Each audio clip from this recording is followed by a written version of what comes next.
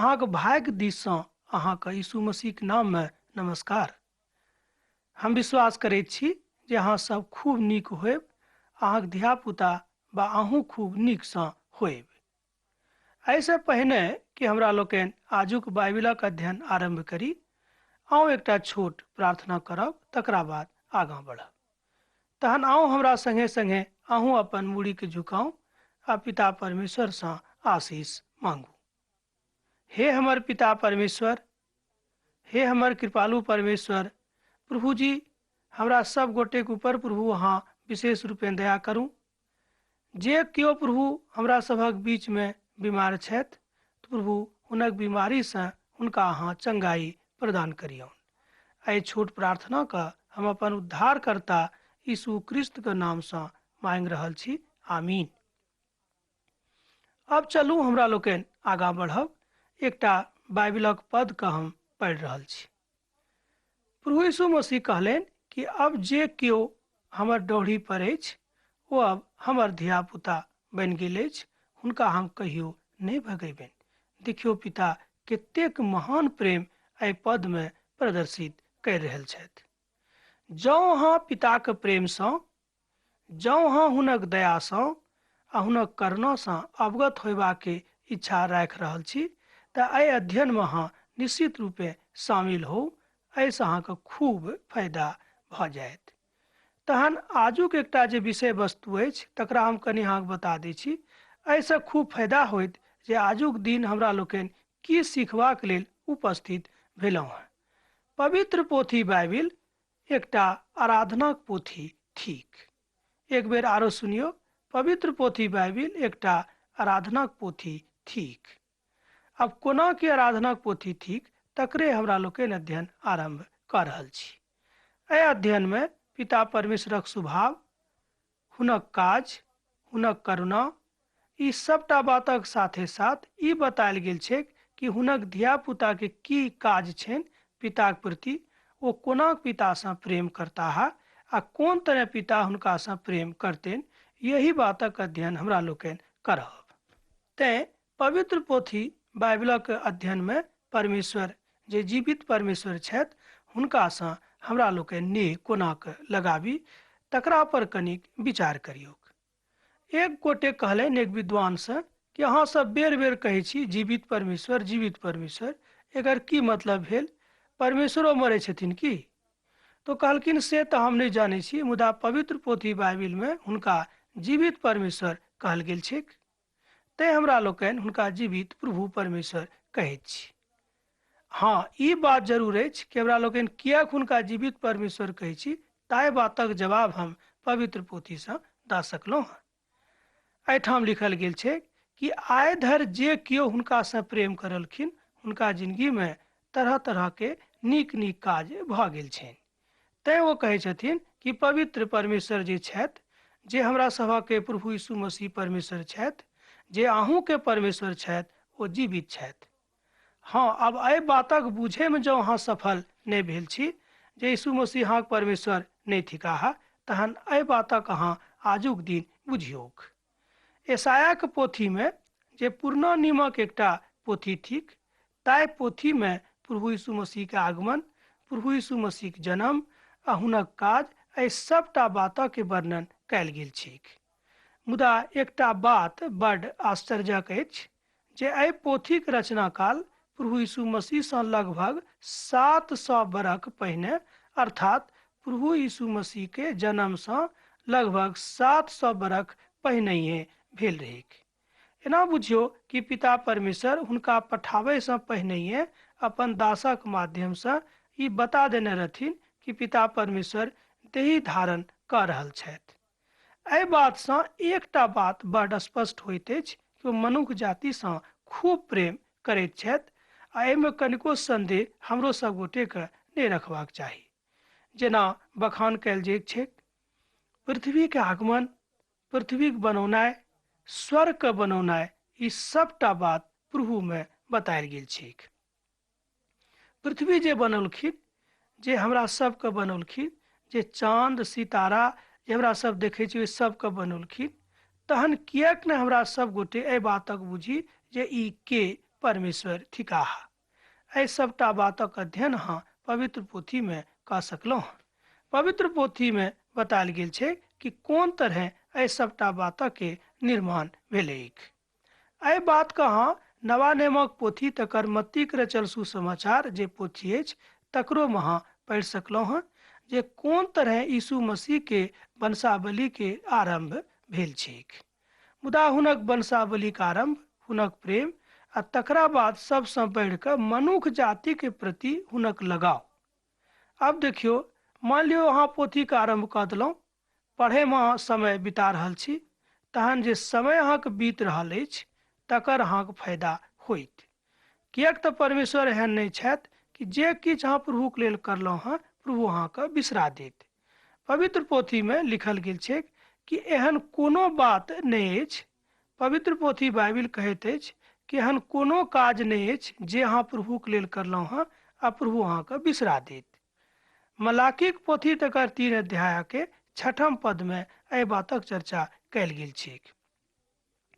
ई पद के हम चाहे छी जे 2-3 बेर अहाँके लेल पढ़ू, जाहिसँ अहाँ नीक से सुनू। देखियो, हम पढ़ि रहल छी, बड़ छोट पद अछि। हम यहोवा परमेश्वर थिकहुँ हँ, हम कहियो नहीं बदलब। ठीक अछि, बुझलहुँ कि नहीं? लिया एक बेर आर पढ़ि दै छी। हम यहोवा परमेश्वर थिकहुँ हँ, हम कहियो नहीं बदलब। एक बेर आरो पढ़ि दै छी, मान लो कोनो कारण जँ अहाँ नहीं सुनने हो। हम यहोवा परमेश्वर थिकहुँ हँ, हम कहियो नहीं बदलब। ई बात मलाकीक पोथी में लिखल गेल छै। मलाकीक पोथी पवित्र पोथी बाइबिल के जे पुराना नियम थिक तकर सबसँ आखिरी वा अंतिम पोथी अछि। भऽ सकैत अछि जे माय बाबू अहाँके बिसरा देत, धिया पुता अहाँके बिसरा देत, मुदा भऽ सकैत अछि कहियो कहियो माइयो अपन धिया पुता के बिसरा दैत छथिन। लेकिन प्रभु परमेश्वर अहाँके कहियो नहीं बिसरौता। लिखल गेल छै, हम अहाँके नाम अपन हथेली पर खोदि कऽ रखने छी। एहि बात से अहाँ आश्वासन में रहू, एहि बात से अहाँ खूब स्वस्थ रहू कि प्रभु अहाँके कहियो नहीं बिसरता। प्रभुक प्रेम से लऽ कऽ हुनक प्रेम से बढ़ि कऽ और जिंदगीक दोनों काज नहीं होइत अछि। एक गोटे कहलखिन कि हम अपना काज में एतेक व्यस्त रहैत छी जे हमरा पवित्र पोथी पढ़े के समय नहीं भेटैत अछि। हुनका हम एकटा बात पूछे छियनि, खिसियाब नहीं, तमसायब नहीं। मान लियो जे अहाँके नीक देही देने छथि, जे अहाँके नौकरी चाकरी देने छथि, मान लियो वह प्रभु अहाँके देही यदि खराब कऽ देथिन, अहाँके नौकरी छीन लेथिन, तहन अहाँ कोना कहबै कि हमरा लग समय नहीं अछि। देखियो, कतेक गंभीर बात अछि। कनि एहि बातक ऊपर विचार करियौ, एम्हर उम्हर नहीं ताकियौ। मान लियो जे प्रभु अहाँके नौकरी देने छथि, वह प्रभु यदि नौकरी छीन लेत, अहाँके काज छीन लेत, तऽ कोना कहाँ प्रभु से कहबै कि हमरा लग समय नहीं अछि, हम बाइबिल नहीं पढ़ब, हम अहाँके नहीं बुझब। यह शक्तिशाली परमेश्वरक चर्चा, यह प्रेम करे वाला परमेश्वरक चर्चा अहाँके लेल आइ बड्ड जरूरी अछि। प्रभु से अहाँ से प्रेम करैत छथि, अहाँके पाप क्षमा करबाक लेल तैयार छथि। अहाँके केतनो पाप केने होयब अहाँ, तैयो प्रभु कहै छथिन ओहि सबटा पाप के हम क्षमा कऽ देब। रोमियो के पोथी में तकर 8 अध्याय 1 पद में लिखल गेल छै कि आब जे केओ प्रभु यीशु मसीह के छथि हुनका ऊपर कोनो तरहक दंडक आज्ञा नहीं छनि। देखियो, प्रभु परमेश्वर अहाँके पाप धोइ कऽ एकदम उज्जर धग धग कऽ देने छथिन। तहन एहि बातक बादो हमरा लोकनि कहैत रहैत छी कि प्रभुके प्रेमसँ हमरा लोकनि वंचित रहब, हमरा समय नहीं अछि, हम बाइबिल नहीं पढ़ब, हमरा बाइबिल पढ़बाक लेल फुर्सत नहीं अछि। सबटा काज करबाक लेल फुर्सत अछि, मुदा बाइबिल पढ़बाक लेल हमरा लग फुर्सत नहीं अछि। एहि तरहक बात बजै में तऽ बड़ आसान अछि, मुदा ई बात नहीं कहूँ तऽ बड्ड नीक होइत। पवित्र पोथी बाइबिलक जे आगूक 5 पोथी थिक, एना कहियो आरंभ के जे 5 पोथी थिक तकर नाम पंच ग्रंथ कहल गेल छैक। एकरा अंग्रेजी में पेंटाकोस्ट लोक कहैत अछि। मुदा एहि पोथी में परमेश्वरक भक्त मूसा जे सब आज्ञा हुनका देवल गेलनि प्रभुक दिससँ, ओहि सबटा बातक चर्चा कयल गेल छैक। व्यवस्थाक पोथी में मूसा लिखैत छथि कि जे केओ प्रभुक व्यवस्था से अलग रहत निश्चित रूपेण हुनका प्रभुक प्रेम नहीं भेटतनि। हुनक भावनात्मक कोनो तरहक बात प्रभु नहीं सुनथिन। बढ़िया बात अछि, अहाँक भावना नीक अछि, एहिमे कनिको संदेह नहीं थिक। नीक भावना रखनाइ खराब बात सेहो नहीं थिक। केकरो लेल अहाँ आदर राखै छी सेहो नीक अछि, किएक तऽ प्रभु स्वयं कहने छथिन कि अपना पड़ोसी का अपने जकाँ प्रेम करू। तहन ई बात एहिठाम साक्षात्कार होइत अछि कि जे अहाँ प्रभुक प्रेम के कहि रहल छी मुदा खूब जानि कऽ नहि कऽ रहल छी। तहन एहि पोथीके अध्ययनसँ अहाँ एहि सभटा बातक खूब नीक जकाँ बुझि सकलहुँ हेँ, जानि सकलहुँ हेँ, जाहिसँ पिताके प्रेम अहाँके जिंदगीमे आरो बेसी उजागर होइत। प्रार्थनाक साथ आरंभ एकटा बड़ पैघ कथा थिक। मान लियो प्रार्थनाक साथ जँ अहाँ आरंभ करबै तऽ निश्चित रूपे एहि बातक अहाँ बुझबै। आब तऽ हम विश्वास करै छी जे कहियो नहि कहबै कि पवित्र पोथीके अध्ययन हम नहीं करब। अहाँ कतौ काज करै छी, कोनो काज करै छी, भऽ सकै अहाँ मजूरे होयब, एहिमे शर्माबैके कोनो बात नहीं अछि। पवित्र पोथी बाइबिलमे लिखल गेल छै कि जे काज अहाँके देवल गेल अछि ताहि काजमे जँ अहाँ खूब ईमानदार छी, खूब सत्य रूपे ओहि काजक अंजाम दऽ रहल छी, ओहि काजक अहाँ कऽ रहल छी, तहन प्रभु यीशु मसीह अहाँके जे ओहि काजसँ भेटबाक चाही से अहाँको जरूर देता है। ई बात पवित्र पोथी में बतायल गेल छै। यह थिक पिताक परमेश्वर के महानता, परिपूर्णता। तहन आगाँ बढ़ू भजन संहिताक पोथी में। एहि पोथीक जे एकटा बहुत महत्वपूर्ण पोथी थिक, ओहि पोथी में दाऊद कहै छथि कि मनुष्य जाति के उद्धारक लेल पिता परमेश्वर स्वयं आबि रहल छथि। अहू से बढ़ि कऽ दाऊद कहै छथिन कि अब हमरा एहि बातसँ कनिको फिकिर नहीं अछि जे हमरा केओ दुख देत वा सुख देत, मुदा प्रभु हमरा सुख दै छथि, एहि बातसँ अब हम बड़ प्रसन्न छी। एहिसँ पहिने कि हमरा लोकनि एहि बातक नहीं बुझी पिता परमेश्वर देखियौ आजुक दिन अहाँक जिंदगीमे कतेक महान काज करि रहल छथिन, कतेक नीक अवसर दऽ रहल छथिन जे अहाँ बुझी कि पिता परमेश्वर हमरासँ प्रेम करैत अछि। एहि बातसँ अहाँ कहियो एम्हर उम्हर नहीं बगदब। जब मान लियो एम्हर उम्हर अहाँ बगदबै तऽ निश्चित रूपेण एहि बातसँ अहाँ वंचित नहीं रहब, एहि बातसँ अहाँ परिचित नहीं रहब, अनभिज्ञ रहब। तहन प्रभुके प्रेमसँ, हुनक अनभिज्ञतासँ अहाँके खूब घाटा होइत, एहिमे संदेह नहीं थिक। संदेह नहीं करब, किएक तऽ पिता परमेश्वर संदेह करयवला पिता नहीं छथि। केओ प्रभुके अपना एना कहियो जुक्तिसँ नहीं जान सकैत छथिन। हुनक जाने के केटा बाट छैक, ओ थिक पवित्र पोथी बाइबिल। एक गोटे कहलखिन कि हम किएक नहीं जानबै, हम रोज प्रार्थना करै छी। हम किएक नहीं जानबै, हम खूब उपवास राखै छी। हम किएक नहीं जानबै, हमर प्रेम हुनकासँ अछि। मुदा एना देखियौ एहि बातक एहि तरह अहाँ बुझि सकलहुँ हँ। मान लियो अहाँके 4टा धियापुता अछि आ चारूमे से केओ एकटा धियापुता जे एकटा अहाँके अछि ओ अहाँसँ खूब नहीं राखै छथि, तऽ अहाँ कहबै देखियौ ई बेटा हमरासँ खूब प्रेम करैए, ई बेटी हमरासँ खूब प्रेम राखैत अछि। तऽ कोना भेल, किएक तो अपन प्रेमक प्रदर्शन अपना जिंदगीसँ अहाँके लेल कयलथि। मान लियो जो अहाँ प्रेमक प्रदर्शनसँ अवगत नहीं रहब, प्रेमक प्रदर्शनसँ अहाँ एहि बातक जानकारी नहीं राखब, तऽ पिता परमेश्वरक नेह कोना कहाँ बुझबै, पवित्र पोथी अहाँ कोना बुझबै। अहाँ एकटा पद पढ़ि रहल छी, लिखल गेल छै तहन पवित्र पोथी के रहस्यक उद्घाटन तहने हैत जहन अहाँ एहि पोथीके अध्ययन खूब गंभीरतापूर्वक करबैक। एकटा विद्वान कहै छथिन कि जँ अहाँके आँखि खोलि गेल तहने अहाँ बुझबै कि पोथीमे की लिखल अछि। ते गोटे कहलखिन कि यौ आँखिक बात अहाँ की करै छी, हमर तऽ आँख खुले रहैए।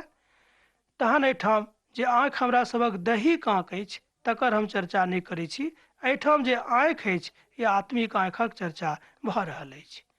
अब तऽ लूकाक रचल सुसमाचार तहन अहाँ पढ़ू, एहि बातक उत्तर ओतऽ देवल गेल अछि 24 अध्याय के 45 पद में। एक बेर आरो सुनू, लूकाक रचल सुसमाचार तकर 24 अध्याय आ तकर 45 पद में एहि बातक विषय में बखान कयल गेल छै।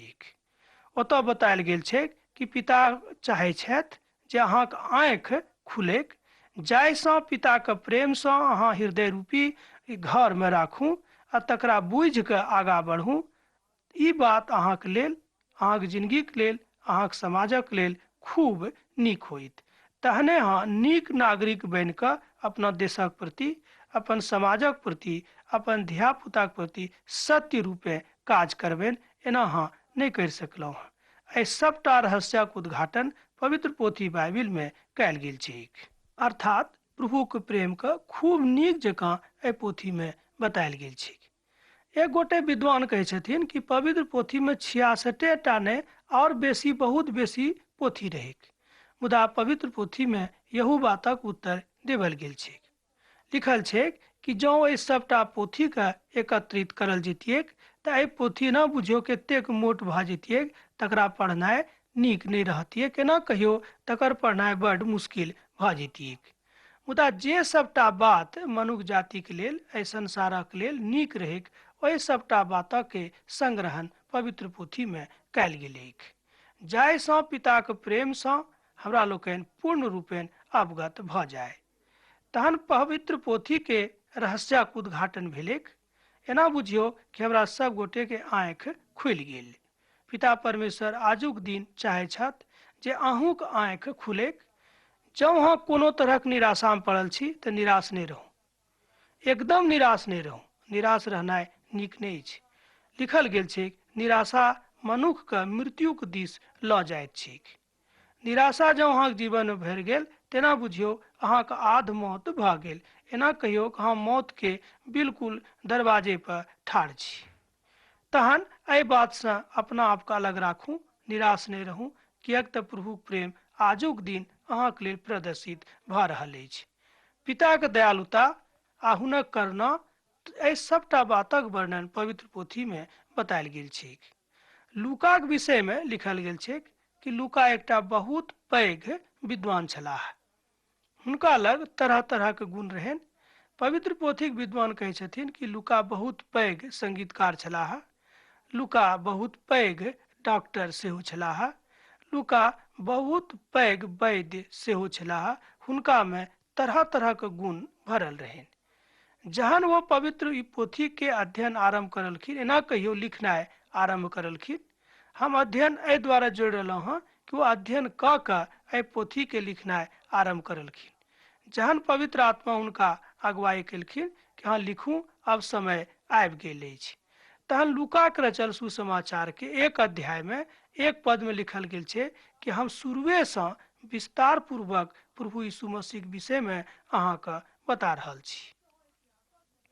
अब जो अहाँ इतिहासक विद्यार्थी छी बा इतिहासक शिक्षक छी तऽ एहि बात से अहाँ बुझि सकलहुँ हँ कि कतेक सत्यताक बखान पवित्र पोथी में कयल गेल छैक। एहन कोनो बात नहीं अछि जे काल्पनिक बा आर कोनो दोसर तरह से एहि पोथी में संग्रह कयल गेल छैक। कोनो काल्पनिक कथा बा कोनो काल्पनिक कहानी एहि पोथी में संग्रहित नहीं छैक। कोनो विद्वान के ई मौका नहीं भेटलनि जे एहि पोथी में कोनो तरह के संग्रह कऽ कऽ समाधिक। ई बात नहीं भेलैक। जतेक बात पवित्र आत्मा ओहि विद्वान सबके कहलखिन, वह टा बात एहि पवित्र पोथी में संग्रहित अछि। तें लूका के रचल सुसमाचार से अहाँ एहि बात में अवगत हुआ में सफल भऽ जायब। यह सबटा बात पवित्र पोथी, पवित्र शास्त्र बाइबिल उद्घाटन कर रहल अछि। एहि सबटा बातक ज्ञान अहाँके भऽ जायत, अहाँ सीख सकलहुँ हँ, अहाँ जानि सकलहुँ हँ आ कोनो तरहक निराशा से अपना जिंदगी से आगाँ बढ़ि सकलहुँ हँ। तैं निराश नहीं रहू। प्रभु आजुक दिन अहाँ से प्रेम करबाक लेल हाथ बढ़ाबै छथि, स्वर पारै छथि, कहै छथि कि यौ हमर धिया पुता हमरा लगाउ, हम अहाँ से प्रेम करै छी, एम्हर ओम्हर अहाँ नहीं जाउ। तहन एहि प्रेम के अहाँ कनि गंभीरता से लियौ कि कतेक प्रेम प्रभु अहाँ से व्यक्त कर रहल छथि। एहि महानता के बात पवित्र पोथी से अहाँ सीख सकलहुँ। प्रभु के महानता आ करुणा आ दया, ई तीनटा शब्द हम आजुक दिन बेर बेर बाजि रहल छी, किएक तऽ यही तीनू शब्दक ऊपर एहि संसारक सृष्टि कयल गेलैक, विशेष रूपे मनुष्य जातिक सृष्टि कयल गेलैक। जँ अहाँ ईसायाक पोथी पढ़बै तो ओतऽ लिखल गेल छै कि परमेश्वर मनुख जाति के सृष्टि एहि द्वारा कयनहिए रहत कि मनुख जाति हुनक गुणानुवाद करथिन। मुदा एहि संसार में आबि कऽ एहि संसारक दर्शन देख कऽ ओ परमेश्वर के बिसरा देलखिन आ हुनक जे नेह रहनि, एना कहियो कि हुनक डोर जे पवित्र पोथी में लिखल गेल छै पिता परमेश्वर से बान्हल रहै से ओ अलग भऽ गेलाह। ई कोना भेलै? किएक तऽ प्रभु परमेश्वर जे मनुख जाति के अपना हाथे से सृजन कयने छलनि, लिखल गेल छै पवित्र पोथी में अपना समानता में ओ मनुख जाति के सृष्टि कैलथि। एहिके बादो एहि महानता के एहि प्रेम के हमरा लोकनि नहीं बुझलिए आ प्रभु से अलग भऽ गेलिए। मुदा ई गलती आदमे से भऽ गेल रही, किएक तो पिता परमेश्वर के एकटा विशेष सृष्टि छलाह। मुदा हुनका से जे गलती भेलै ताहि गलती कारणे संपूर्ण मनुष्य जाति पाप में खसि पड़लै आ पिता परमेश्वरक प्रेम से अलग भऽ गेलै। एहि कारणे हुनका अदनक बगीचा से, एना कहियो अदनक गाछी से हुनका लोक भगा देने रहन, अर्थात प्रभु यीशु मसीह भगा देने रहथिन।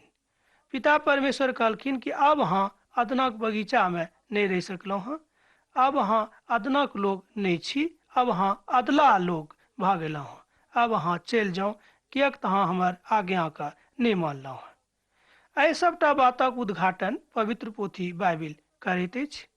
एहि सबटा बातक के रहस्यक उद्घाटन पवित्र पोथी में देवल गेल अछि। एहि सबटा बातक ज्ञान आर विशेष रूपे अहाँ सीख सकलहुँ हँ। हमरा लोकनि अहाँके सहायता करैत रहैत छी, सहायता करैत रहब, निश्चित रूपेण करब, एहिमे कनिको संदेह नहीं थिक। हमरा ऊपर अहूँ विश्वास करूँ, किएक तऽ पिता परमेश्वर कहने छथिन कि जेना अहाँ हमरा ऊपर विश्वास करैत छी एही तरह अहाँ पिताके ऊपर सेहो विश्वास करू। एहि बातक लेल एकटा पद पवित्र पोथी से हम पढ़ि रहल छी। ओतऽ लिखल गेल छै, प्रभु यीशु मसीह अपना चेला सबके कहलखिन कि जेना अहाँ पिताके ऊपर विश्वास राखैत छी, हमरो ऊपर विश्वास राखू। जँ अहाँ हमरा ऊपर विश्वास नहीं राखब, जँ अहाँ हमरा ऊपर नेह नहीं राखब तऽ कोना के हैत? हमरा ऊपर अहाँके नेह राखैए टा पड़त। ई पिता परमेश्वर अहाँ से चाहै छथि। मुदा पिता के बातक अहाँ अनेरे नहीं लियौक आ बड़ छोट सेहो नहीं बुझियौ, किएक तऽ हमरा लोकनि अखन अनुग्रह के काल में जीवित छी। ई दुनिया अखन अनुग्रह के काल से दऽ कऽ जा रहल अछि। एकटा महान विद्वान जे मसीह विद्वान छलाह, वो कहै छथिन कि हमरा जिंदगी में प्रभु के कोनो तरह के अनुभव नहीं रहा। मुदा हम मसीहे घर में हमर पैदा भेल छल। हम शुरुए से प्रभु यीशु मसीह के विषय में सुनैत रहियन, हुनका विषय में कथा सेहो करैत रहियन, मुदा हमरा हृदय में प्रभुक जन्म नहीं भेल छल। की एही तरह कहूँ मनुख छी? कनि अहाँ विचार कऽ के देखियौक। हम अहाँ कोनो शिकायत नहीं करै छी, एहि बात से अहाँ नहीं तमसायब। ई विद्वान कहै छथि कि हमरा मन में एहि तरहक बात पहिने नहीं छल, जे सबटा बात आजुक दिन हमरा मन में अछि। हमरा मन में अछि जे प्रभु यीशु मसीह अब हमरा जिंदगी में पैदा भऽ गेल छथि। हम हुनका जहन अपना हृदय में स्थान दऽ देलियनि तहन हमरा लोकनि बुझि गेलियै। एहि बातक सोझ भाषा में एना हमरा लोकनि बुझि सकलहुँ हँ जे पवित्र पोथी बाइबिल में जतेक तरहक मनुष्य जाति के परेशानी होइत अछि वा छैक, ओहि सबटा परेशानी के निदान बतायल गेल छैक। मुदा एहि सबटा बातक अहाँ कोना बुझबै जँ अहाँ पवित्र पोथी बाइबिलक अध्ययन करबे नहीं करबै? मान लियौ अहाँ अध्ययन नहीं करबै तऽ कोना बुझबै? पवित्र पोथी में लिखल गेल छै मनक विषय में, लिअ हम अहाँके लेल पढ़ि रहल छी। लिखल गेल छै कि मन तऽ सबसे बेसी बहकावे वाला वस्तु अछि, एहिमे असाध्य रोग लागल अछि। एक बेर आरो हम पढ़ि दै छी, मन तऽ सबसे बेसी बहकावे वाला वस्तु अछि, एहिमे पवित्र, एना कहियो एहिमे अपवित्र लोग लागल अछि। आब मान लियौ जब मने के ऊपर अहाँ चलबै तऽ परमेश्वरक संग अहाँ नहीं चलि सकलहुँ। मन तऽ अहाँके बहकाइए देत, एम्हर ओम्हर लऽ जायत, दुनिया के झकझकौआ देखा देत कि देखियौ कतेक नीक छथि फलाना, अहाँके लग तऽ किछो नहीं अछि, किएक अहाँ एम्हर ओम्हर देखै छी? तहन एहि बात से अहाँ निराश भऽ जायब आ परमेश्वर से अलग सेहो भऽ जायब। अब देखियौ एहि तरहक गलती नहीं करब, किएक तऽ प्रभु आजुक दिन अहाँ से कहै छथि कि अहाँके प्रेम आब खत्म भऽ रहल अछि। अब तऽ अहाँ एहि बात के बुझि सकलहुँ हँ कि पवित्र पोथी बाइबिल कतेक महान ग्रंथ अछि, कतेक पवित्र ग्रंथ अछि। एहि पोथीसँ हमरा लोकनि की सब सीख सकलहुँ। जिंदगी के एहन कोनो सिद्धांत नहि अछि जे एहि पवित्र पोथी में नहि देवल गेल अछि। जिंदगी के एहन कोनो समस्या के समाधान नहि अछि जे एहि पोथी में नहि अछि। अहाँ सबटा समाधान एहि पोथी में, पवित्र पोथी में खोजि सकलहुँ हँ। आजुक दिन एकटा नीक दिन अछि। अब तऽ अहाँसँ विदा लेब, किएक तऽ अहाँसँ विदा होयके काल भऽ रहल अछि। जँ एहिके बादो अहाँके मोनमे कोनो तरहक आशंका वा शंका अछि तऽ हमरा एहिठाम पाती लिखब बिसरायब नहि। बेधड़क भऽ कऽ लिखबै जे अहाँ आर की चाहै छी। मुदा अब तऽ एही बातसँ हम अहाँसँ विदा लऽ रहल छी। अब तऽ अहाँसँ विदा होयके काल भऽ रहल अछि। पिता परमेश्वरक प्रेम, प्रभु यीशु मसीहक नेह अहाँक जिंदगी में सदिखन बनल रहेगा। आमीन।